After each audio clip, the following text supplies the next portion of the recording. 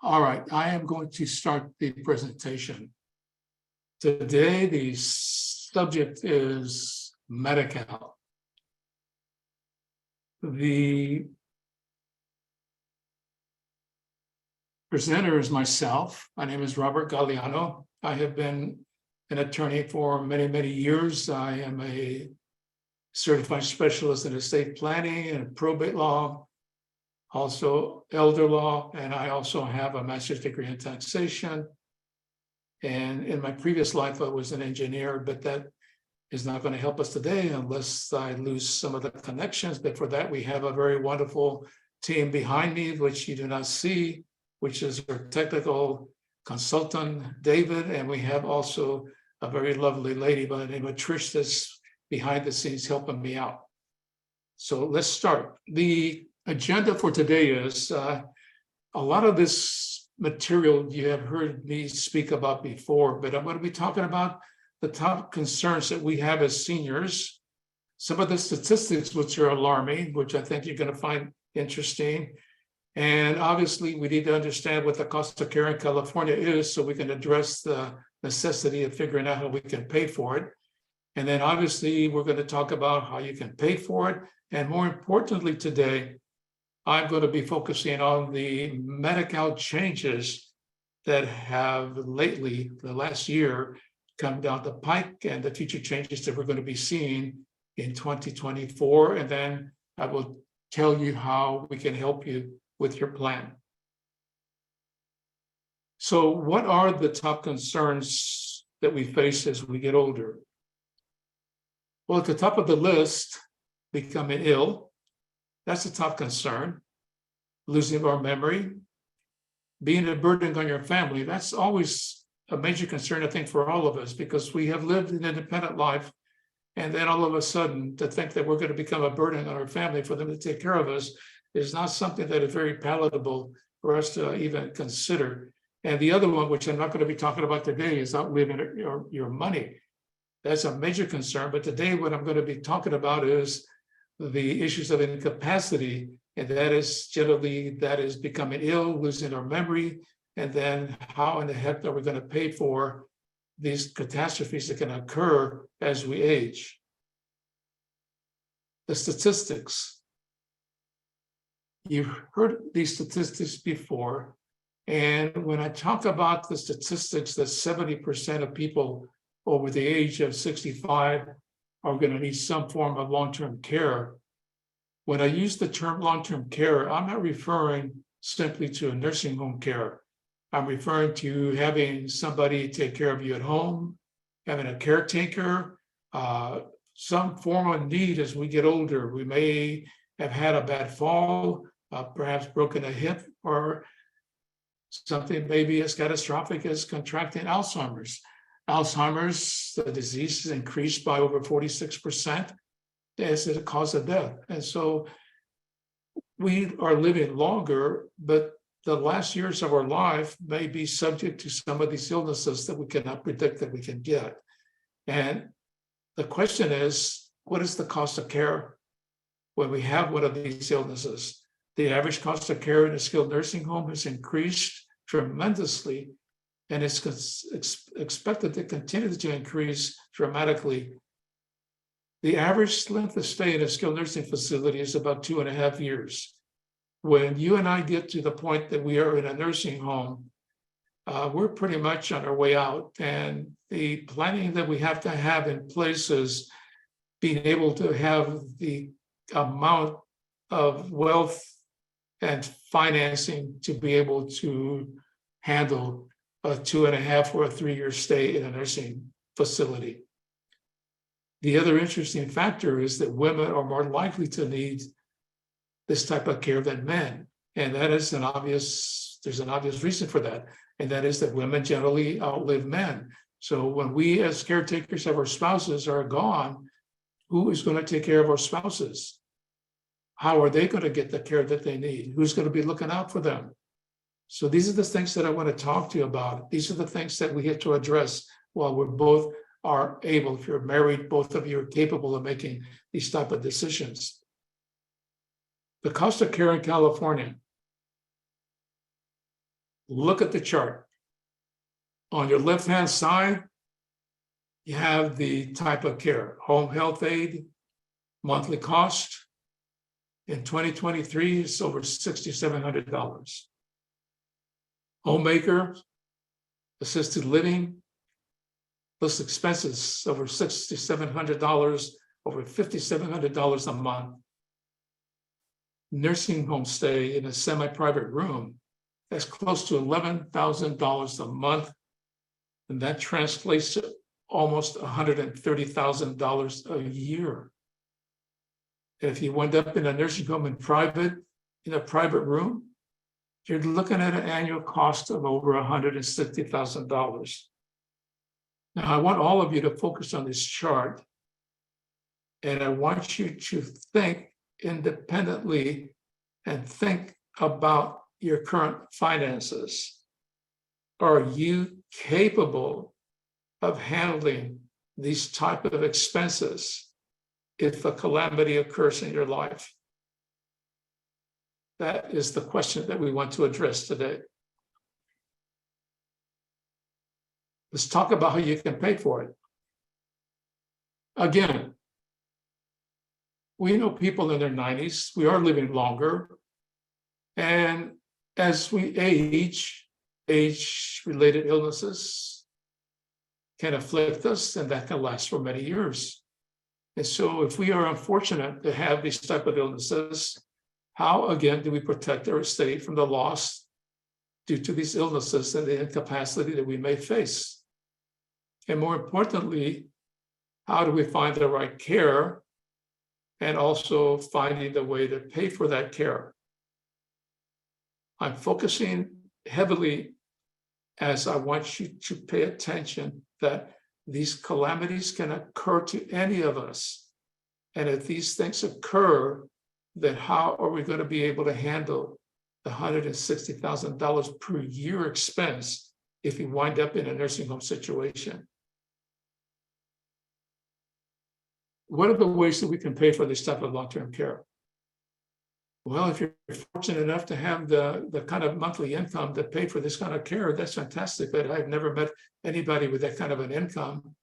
Or perhaps maybe you have been frugal and have saved $300,000, $400,000 for these type of expenses that can occur in later life.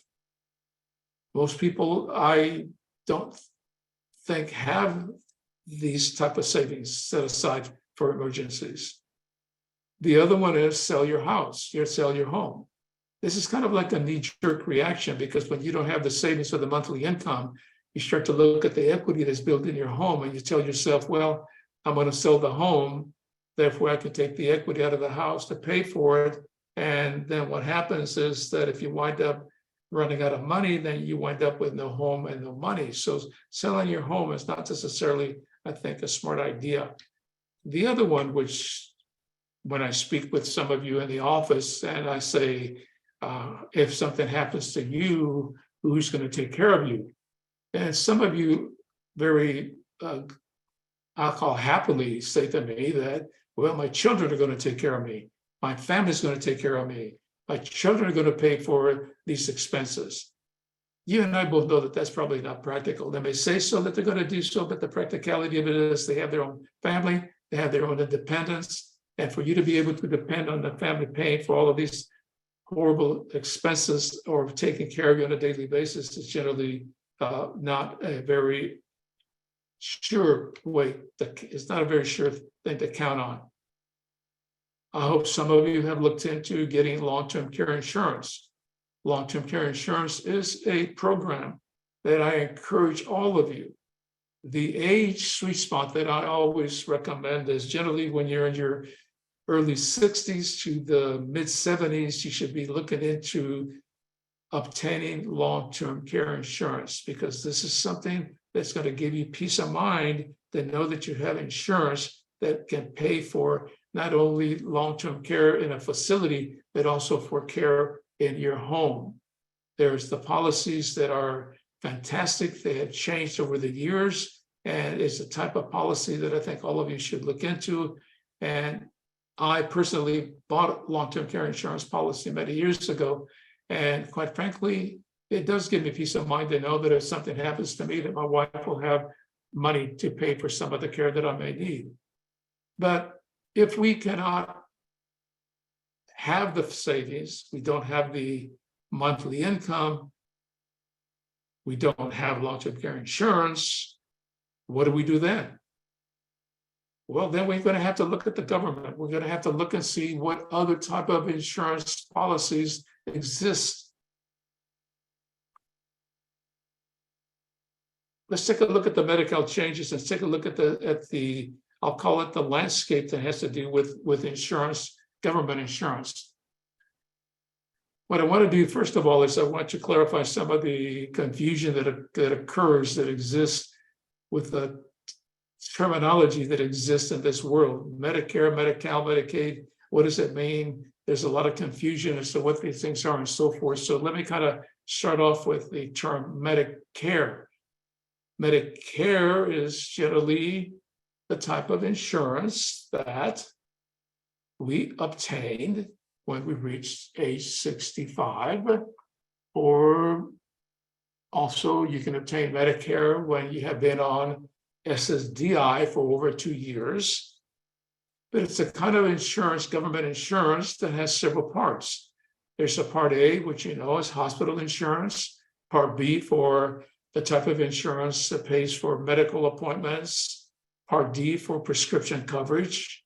And we, as we reach a certain age, count on Medicare for a lot of our hospitalization, medical care, and it's a great insurance. However, when we study what Medicare covers for long-term care in a nursing home facility, you will find that it is extremely limited. Medicare only covers up to 100 days in a nursing facility. The first 20 days are 100% free. The next 80 days, there's a copay. And the copay depends on whether you have if you're on Medicare 100% or whether you've been assigned, for example, to an Aetna type of an assignment for Medicare. So the amount of money copay during the last 80 days changes and varies depending on the individuals, but the amount of care is limited to 100 days. And there's something else that I want to point to you, and that is that there is a really funny, I'll call it, requirement before you can get Medicare to pay for nursing home care. And that is that you go into a hospital, you have to be admitted as an inpatient. And after 3 days, if you leave the hospital, generally you go into a rehab unit, you have to go from there into the nursing home. Be aware that if you are admitted into the hospital as an outpatient, Medicare will not cover. If you read the publications that Medicare puts out every year, you will find that in very bold letters, this specific requirement. So I want to make sure that you understand that if you ever have to go into a hospital situation, that you are an inpatient individual, not an outpatient. Now, the terms, I'm going to go back one slide. Medi-Cal and Medicaid, what's the difference? Medicaid is the federal program for covering a variety of benefits. Primarily, the one we always associate Medicaid with is the insurance program that covers long-term care. Now, what is Medi-Cal? Medi-Cal is California's version of Medicaid. We decided to call it Medi-Cal. Medi-Cal, again, is Medicaid, but we call it Medi-Cal, and our rules are different than almost every other state. So Medicaid and Medi-Cal are synonymous, except that Medi-Cal is specifically the Medicaid insurance that we have carved out in California. So when I talk about Medicaid, remember that I'm really talking about Medi-Cal in California. So Medicaid, being that it's a federal program, every state that provides Medicaid, which they all do, has to conform to federal guidelines. The federal government will pay for about half of the expenses and cost of the care, and then particularly California will pay for the rest. So again, California has its own Medicaid program. Because it has its own Medicaid program, it has its own set of rules. And I have to tell you that California is probably the most liberal Medicaid state in the union. California's version of Medicaid, again, Medi-Cal, because it is a federal and state program, and as you will see in a minute, there are so many different type of programs that the applicants have to meet certain income and asset qualifications for each particular Medi-Cal program that they're applying for. Medi-Cal provides health insurance to about 1/3 of Californians, and Medi-Cal pays for approximately 65% of Californians in nursing homes. So when we cannot afford individually to pay for long-term care because we don't have long-term care insurance, we don't have a lot of money set aside for these type of calamities, we have to look at the government program, Medi-Cal, to help us pay for long-term care. Now, my view of Medi-Cal is that you have paid into the system, you paid for it, you paid taxes all your life. I believe all of you should, if needed, apply for these type of benefits when you need them.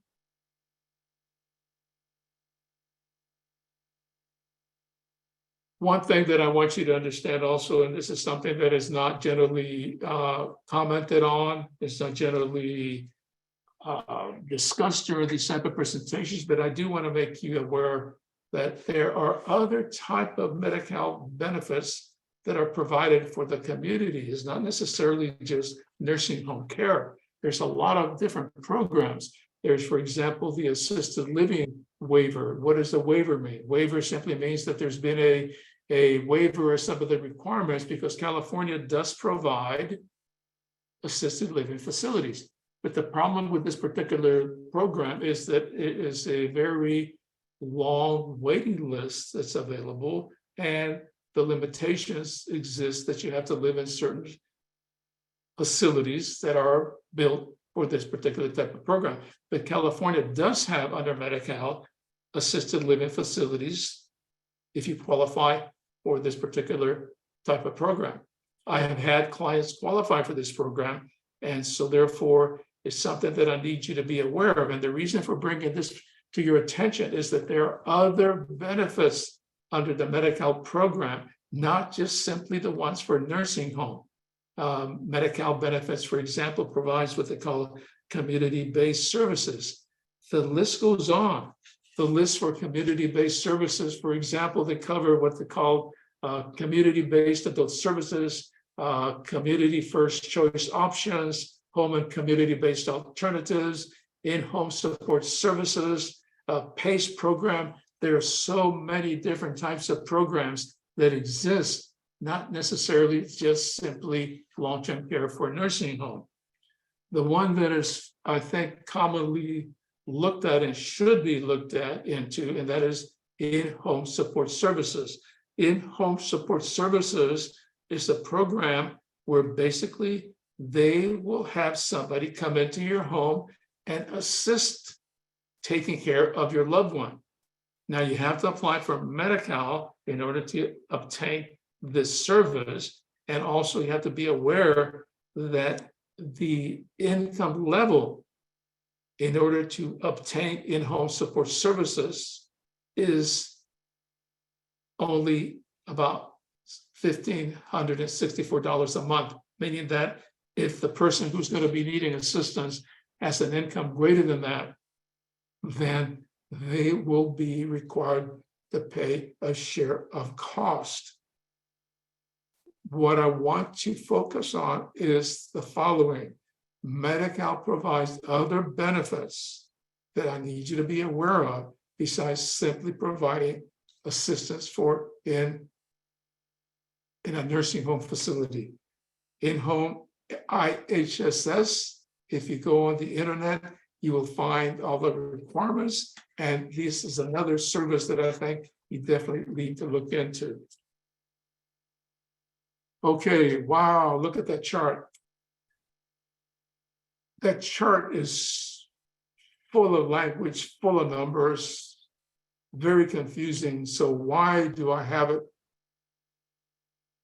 The reason I decided to put this as part of the presentation is the fact that if you download the presentation and look at it later on, I want you to be aware of the various programs that Medi-Cal has. I want you to be aware of the various programs that exist that you can avail yourself of. Again, most of the time that we have these presentations, or maybe the presentations that you have attended, that focus on only one, which is the long-term care portion of it. But Medi-Cal has other programs. For example, I'm not going to go into detail on all of them, but what I want you to focus is on the following. There are here minimum 1, 2, 3, 4 programs that exist, different qualifications. Each one of these programs has different income and asset qualifications, and some of them have age requirements. So the thing that makes qualifying for Medi-Cal, I'll call it complicated, is the fact that depending on which program you're going to apply for, we have to understand what are the limitations, the income limits, and so forth. But the one at the bottom, the one that says long-term care non-magi, I'll explain what that word means.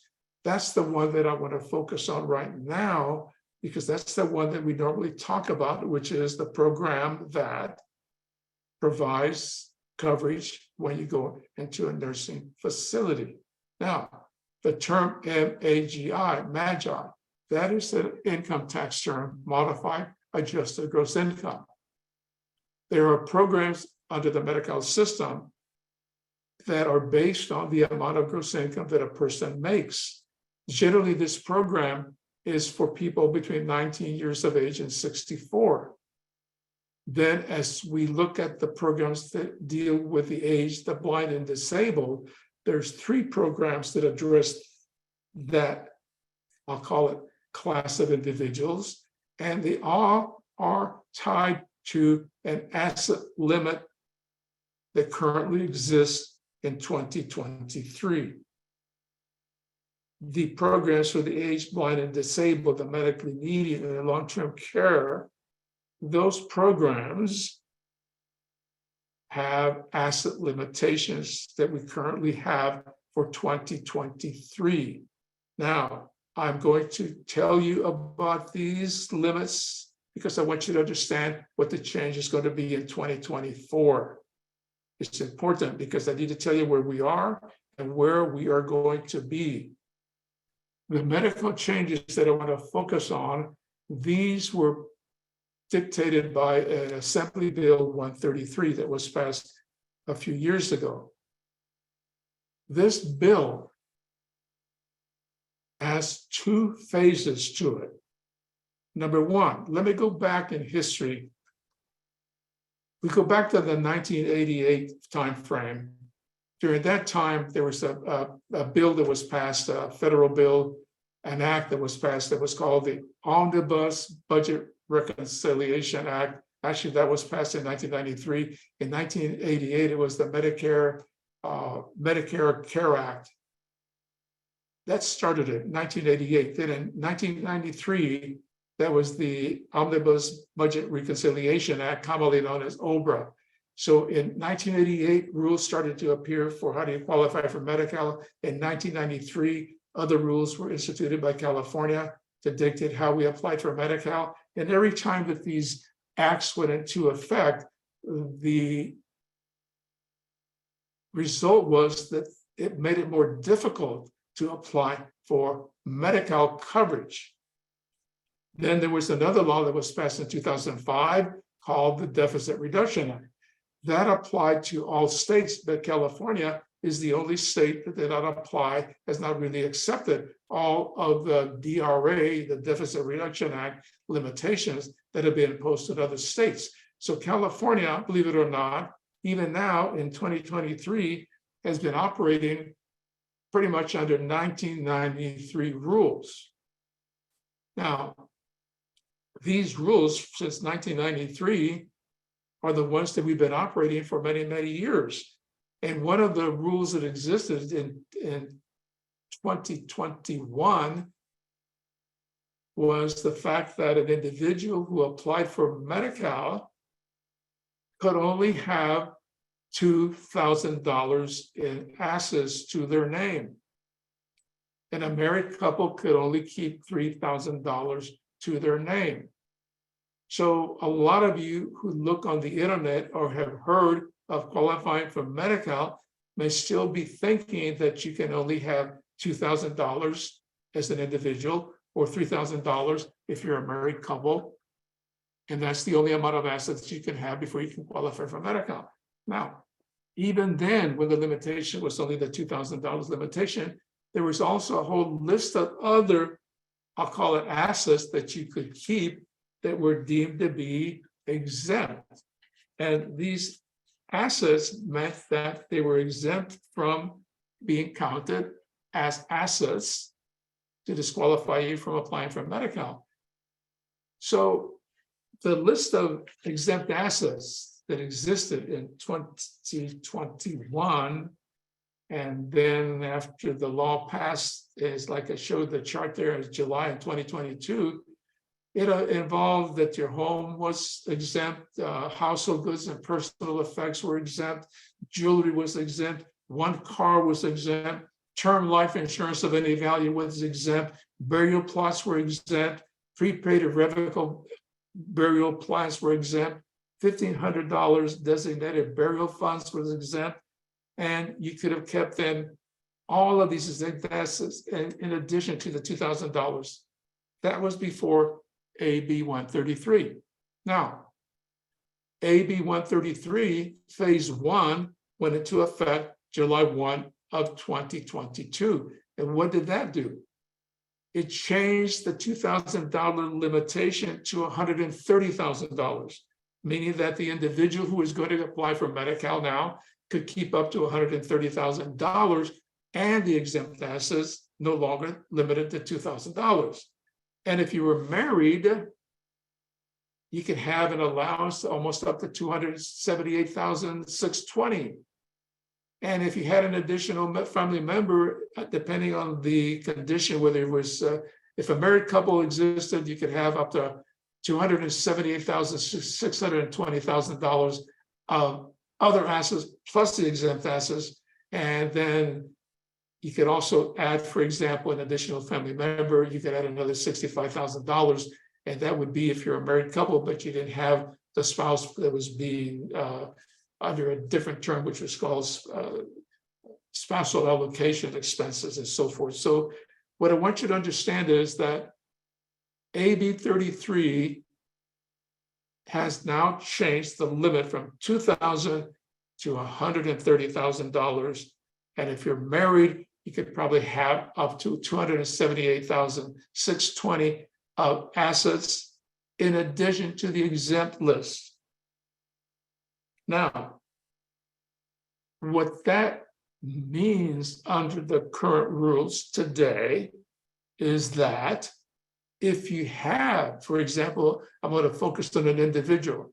If the individual has $200,000, which is $70,000 over the $130,000 that he can keep, then that $70,000 has to be liquidated, has to be dealt with, and dealing with excess assets under the current laws is what makes qualifying for Medi-Cal more difficult, in the sense that how do you transfer property out of the name of an individual without them being disqualified because they're not allowed to make gifting, or they're not allowed to give away property with the purpose of qualifying for Medi-Cal benefits, because California does the following. The number that is used to disqualify a person for 1 month is called I'll call it the asset divisor. In simple terms, it means that I'm going to use the current amounts is about $11,700, but I'm going to use the number $10,000 as an example. And what California says that, hey, if you gave away $10,000, well, you could have paid for 1 month worth in a nursing home. So therefore, the fact that you give away $10,000, I would have disqualified you from applying for 1 month. So if you give away $100,000 divided by 10,000, that's 10 months then that you cannot apply for medical benefits. So California also has other rules that allowed you to do what we call stack gifting, which meant that you could give away certain amounts per month, smaller amounts. And various rules allowed by law allowed us then to do gifting in a way that we could accelerate then or minimize the amount of time that a person would be disqualified, giving us the opportunity to transfer or eliminate, generally providing these assets into an irrevocable trust to move the assets that were over the amount of the allowance into a different category, away from the ownership of the individual who was applying for Medi-Cal. And so the fact that we are having to do transfers currently in 2023 for anybody who has funds in excess of their allowance of $130,000 is what makes applying for Medi-Cal complicated. Because if you have an excess amount, we have to find a way to legally, I'll call it transfer it most often to an irrevocable trust so that we can then shorten the time that you would be disqualified for applying for Medi-Cal.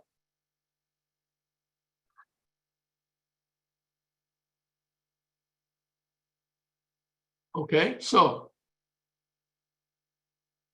what's going to happen in January 1 of 2024? Well,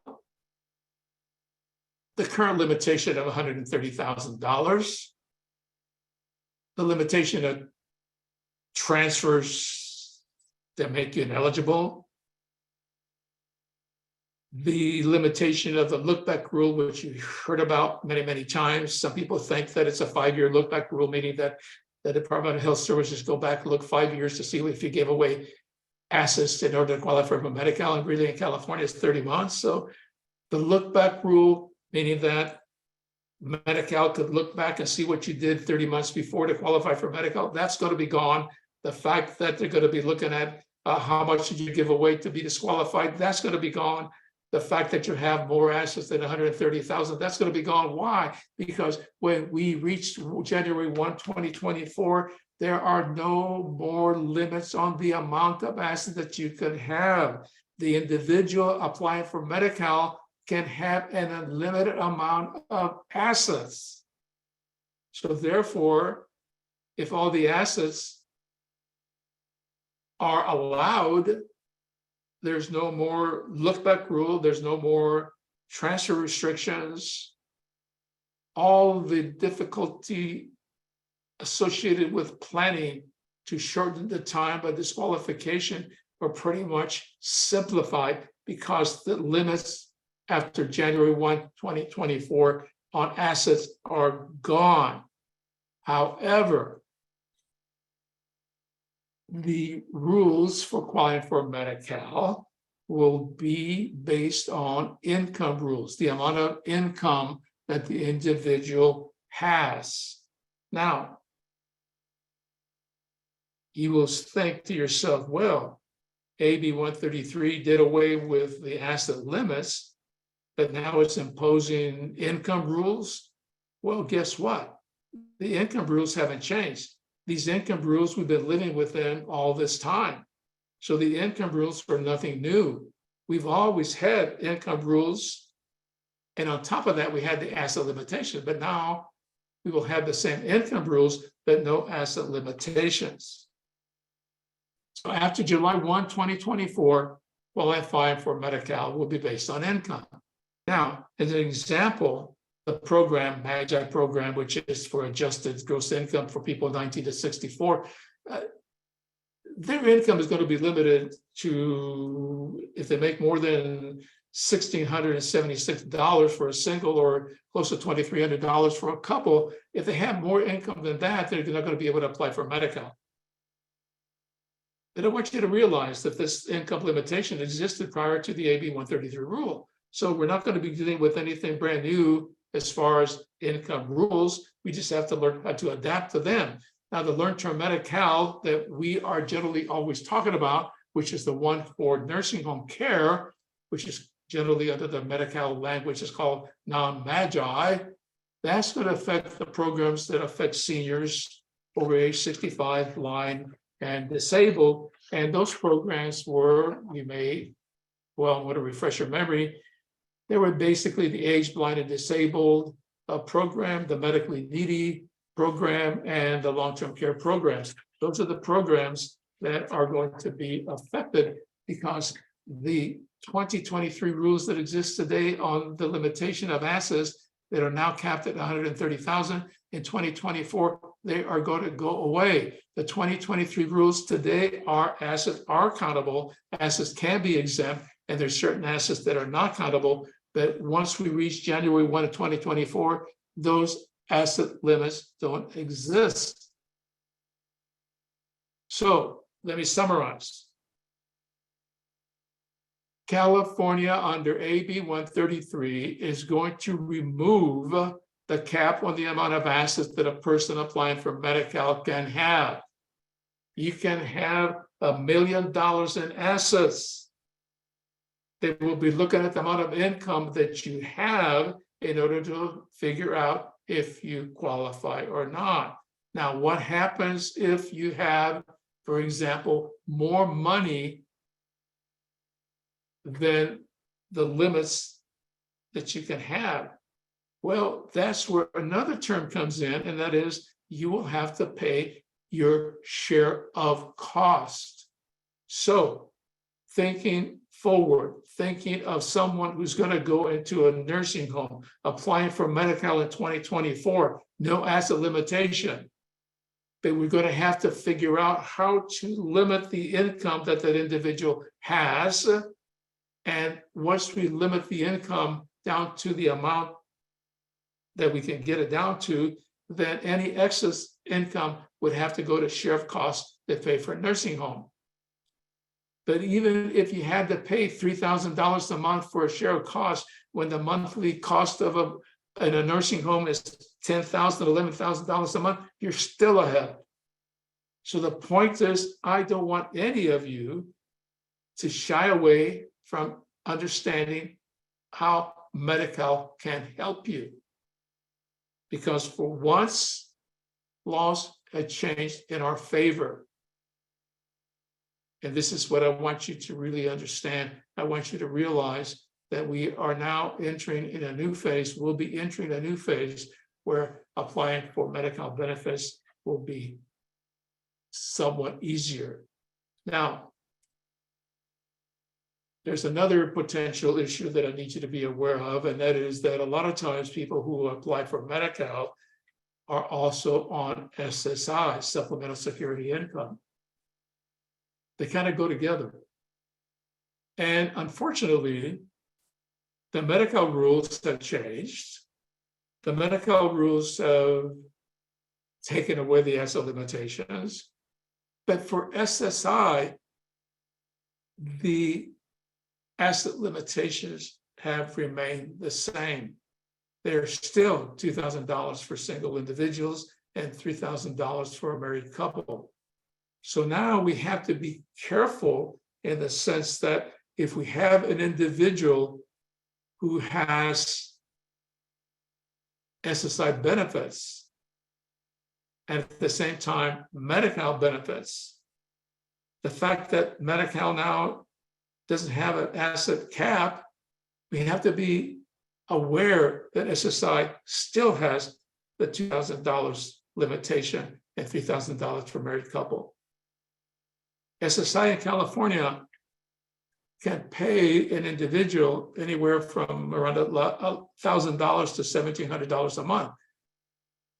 Now, when you look at the amount of money, let's say $1,000 a month, you tell yourself, well, that's not a lot of money. I agree with you. So multiply $1,000 times 12. Well, 12 months in a year, that's $12,000. What if the person lives 10 years? Now what? Now it's $120,000. So losing SSI can be devastating in the long term. So the planning that one has to do has to be awareness of what the individual benefits are that they are receiving. Are they purely Medi-Cal? Are they receiving Medi-Cal and SSI? Then the limitations for each program has to be looked at. Also the limitations, for example, for CalFresh or SNAP, which is basically the food stamp program, these programs have their own limitations. So the point up to now, again, is Medi-Cal has many programs, that each program has their own qualification, limitations of assets and income.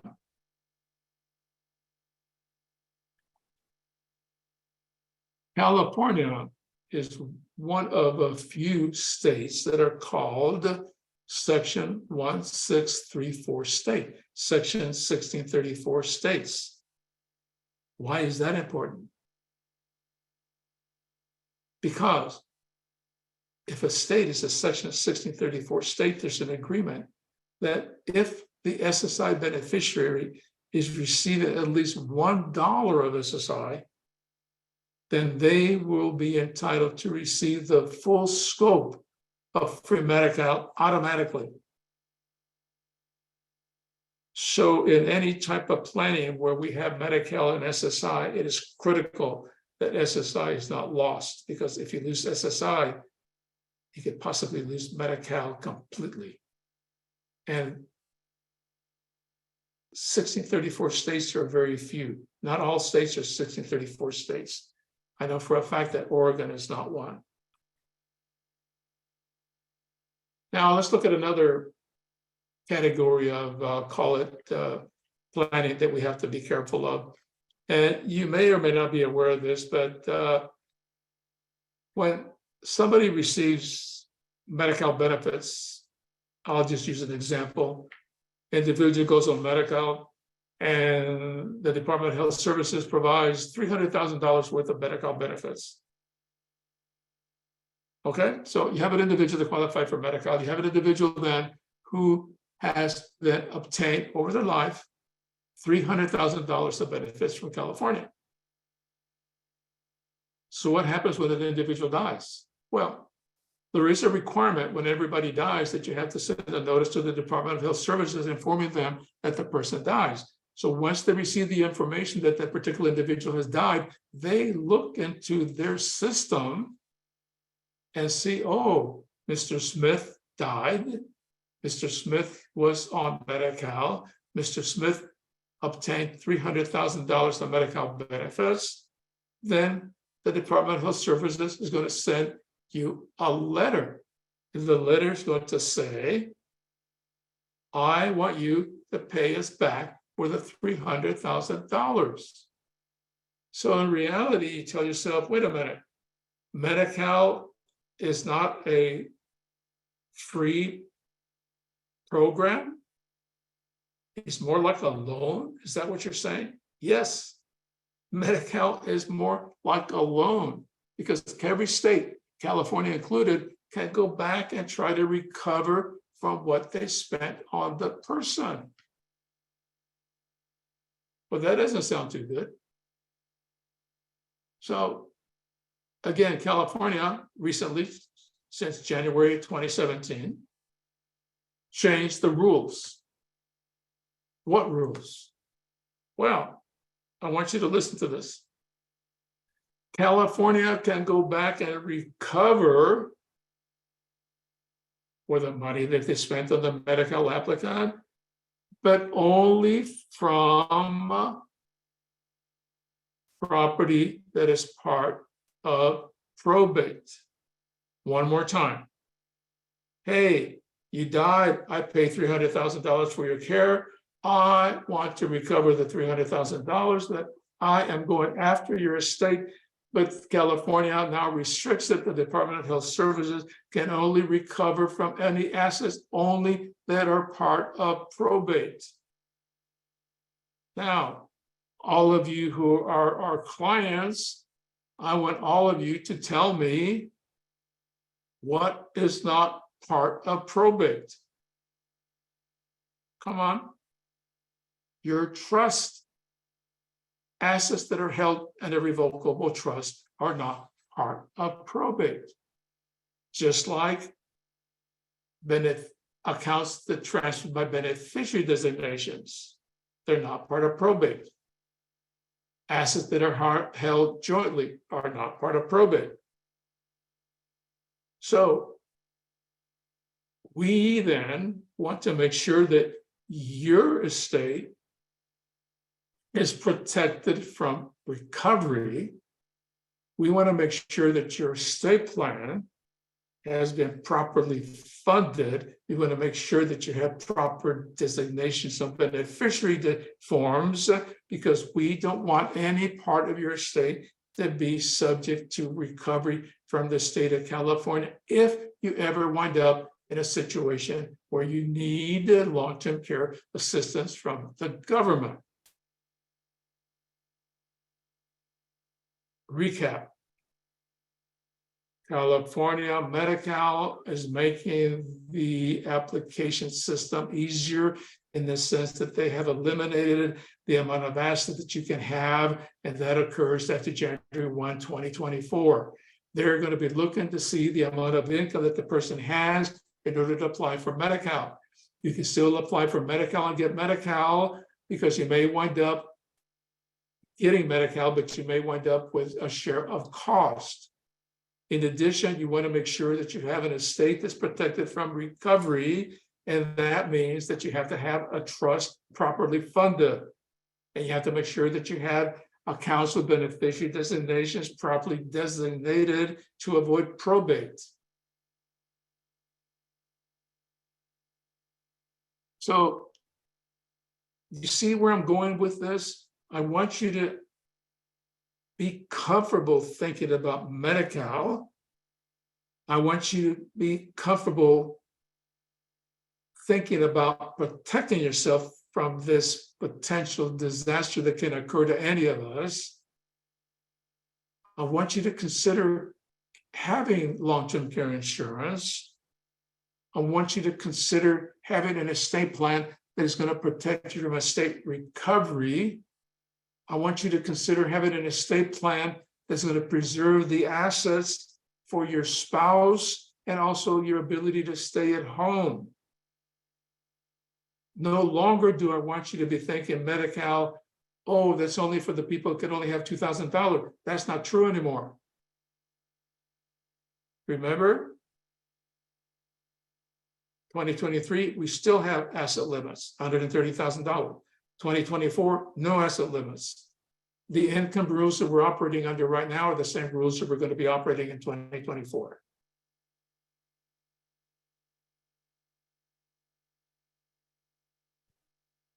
Current planning up until January 1 of 2024, we still have asset limits. We still have to dealing with stat gifting and other rules that allow us to transfer assets to bring the amount of assets that the person can have under the limitation of $130,000 per person. But after January 1, 2024, there's not going to be no asset rules again. The same income rules that we've been operating for are going to be continuing the same rules that we apply in 2024. So Medi-Cal planning is critical for you to understand. I don't want you shying away from this, because if you don't have $400,000 in the bank, if you don't have enough income monthly to pay for $11,000 a month for nursing care, what are you going to do? And if you don't have long-term care insurance, you're going to have to depend on Medi-Cal. Do not shy away from Medi-Cal planning. It's critical that you look at it. It's critical that you meet with us so that we can get together with you and figure out how we can position yourself in case these calamities occur in your family. And here's a couple of examples.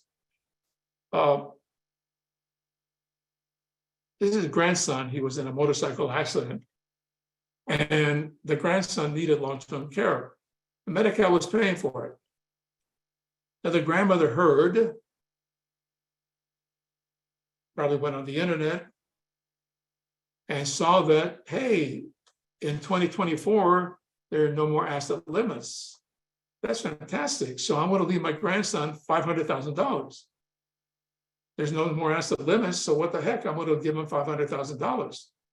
Well, it's put into an account for the grandson. The account generates $2,500 a month. Well, this particular grandson was under the Magi category, which meant that he had to be limited on the income that he could have a month of $1,676. The $2,500 put him over the $1,675. Well, the grandson lost his medical benefits. The only way he could continue the benefits was for a share of cost. It was going to cost $1,000 a month.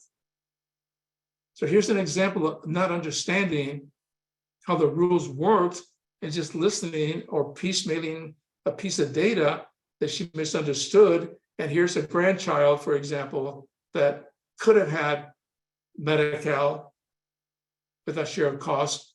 Instead, grandma, he gave her $500,000, which is an asset, no limit, which is great, but the income was over the allowable $1,675.76 per month.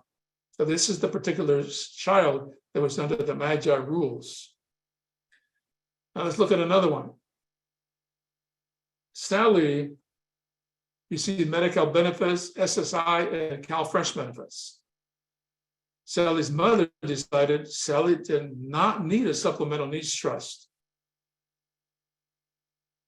Why did she think that? Well, again, she went on the internet and figured that 2024 Medi-Cal has removed the asset limits, so she left Sally $100,000. But remember, Sally in this particular example is a supplemental needs child, special needs child. So Sally was left $100,000. She did not lose her Medi-Cal benefits. Why? Because the Medi-Cal program now does not have a cap on benefit, on assets. But SSI, remember, only has a $2,000 limit. So she lost her SSI benefits and CalFresh benefits because they also have a small asset cap. So here's another example of not understanding how the rules work. Now, when you start doing this type of planning, you have to look at what the client, what the prospects has or could have as far as benefits. Are they going to be on SSI? Will they have CalFresh? Are they special needs children? Are they going to qualify for a nursing home? Are they needing Medi-Cal only? All of these type of benefits play together. And so when we sit down and evaluate the case, we have to be able to understand all of these different benefits and all of these different requirements of income and benefits and assets that each of these type of qualifications require. So how can we help? Well, there are three phases of planning. Pre-planning. That's hopefully where you and I are right now. What is pre-planning? You must have, and I say must, a complete estate plan, proper trust that can protect beneficiaries, can protect spouses, providing language that you could use in case you have to do planning to apply for Medi-Cal benefits, a proper trust that provides the proper trustees, a proper trust that identifies how you want the distributions made, when, how, and to whom, a proper trust that is correctly funded to avoid estate recovery, in addition to have a current federal, not federal, but you need to have a state California advanced healthcare directive. You need to have a durable power of attorney, and you have to have a pour-over will. You need to have a current estate plan with the proper language in it to avail yourself of any future planning that you may need if you have to have incapacity issues. And perhaps maybe going into a nursing home. That's pre-planning. Non-crisis planning, what is that? Some families, for example, are aware of an impending medical situation. They know, for example, there's a beginning of Alzheimer's, or maybe there's been a severe fall. There is something already that has happened in the family that makes them aware that there's going to be possibly some potential crisis that will be coming up. So non-crisis planning is a little bit more planning than the current pre-planning, because we have to then start looking ahead as to how are we going to be able to provide them applications so that they can qualify for whatever benefits they're going to be needing. Crisis planning. I don't want any of you to be in crisis planning. Crisis planning is when you had no plan at all. You didn't plan for anything because you thought it was never going to happen to you, and you wound up with an accident. You wound up with a situation where they sent you home from the hospital and there's no caretaker resources available, and they are going to send you from the hospital to a skilled nursing facility, and then you have basically the 100 days that Medicare is going to cover. The first 20 are, remember, free with an 80-day copay, and then what's going to happen after the 100 days? You're going to get stuck with a $10,000 a month bill. That's crisis planning. You don't want to ever be in crisis planning. Now, some of you may already be in Medi-Cal planning. If there is a need to qualify for Medi-Cal before January 1, 2024, it's urgent that you make an appointment with us so we can evaluate where you are, so we can finish the planning before 2024. Some of you may be in process now of doing some planning, but you may not need to be on Medi-Cal now, and may be able to wait until 2024 when the rules are going to be relaxed somewhat. So some of the current plans now that we are working with, they have to be updated and revised because of the benefits that we are now going to be able to have with AB-133.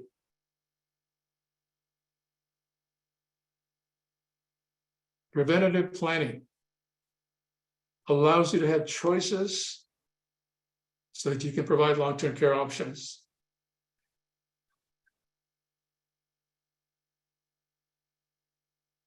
California law allows you to make financial arrangements to preserve your assets so they can supplement your Medi-Cal care.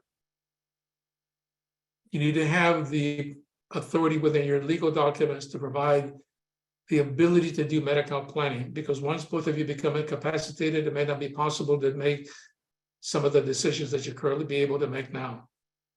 And again, the medical plans that are currently being processed may need to be reevaluated because of the changes in the law. I urge you to make an appointment with us. I urge you to call us. I urge you to make an appointment so that we can explain to you where you are in reference to these Medi-Cal changes that are coming up. For those of you who are not Copenbarger clients, our firm has been open since 1979. We have celebrated our 4 years of being in business just, I think, a couple of weeks ago. There's 8 full-time attorneys, 2 counsel, CPAs. We have over 350 years of combined attorney experience. Half of us are certified specialists, half of us have advanced tax degrees, and we have an absolutely fantastic qualified support staff.